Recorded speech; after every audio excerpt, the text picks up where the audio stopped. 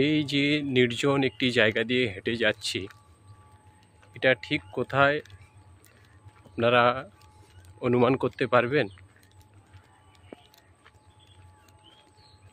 দেখুন কতটা নির্জন, শুধুমাত্র পাখির ডাকগুলোই আপনারা শুনতে পাবেন।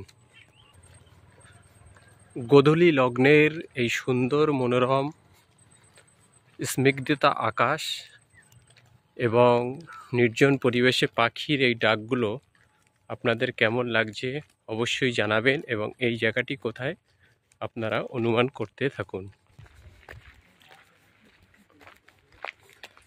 আপনারা কল্পনা করতে পারবেন না কত পুরনো পুরনো গাছ আছে এখানে।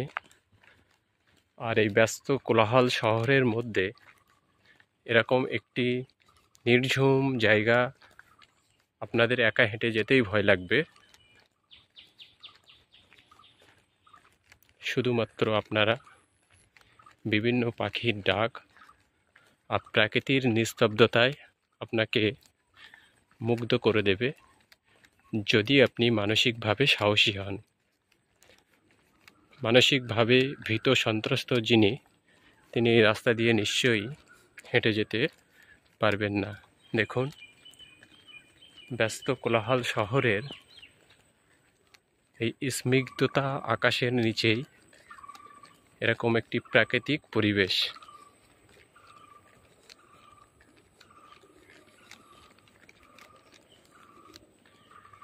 এই বোর্ডটা দেখে আপনারা অনুমান করতে পারবেন এটা কোথায় এসেছি আমি।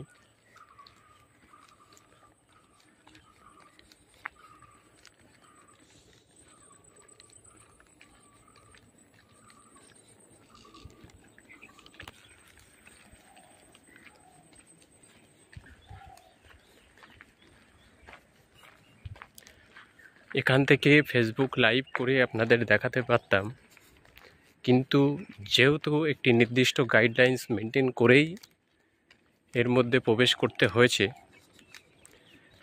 এটা হলো আমার জীবনে দ্বিতীয়বার এখানে এসছি। এর পূর্বে আরেকবার আমি এখানে এসেছিলাম, সেই অভিজ্ঞতা থেকেই জানতাম যে এখানকার পরিবেশটা কতটা শান্ত, কতটা নিরিবিলি। আমি আমার গন্তব্যে প্রায় পৌঁছে গেছি। ঠিক গন্তব্যের পিছন দিকটা আরও মনোমুগ্ধকর, যদিও আমি অনেক সময় লেট করে ফেলেছি রাস্তায়, তাই পিছন দিকটা দেখাতে পারছি না। আরও কোনো দিন পারমিশন পেলে এই জায়গায় ঢোকার আপনাদের এর পিছনের সুন্দর পরিবেশটা আপনাদের দেখিয়ে দেব।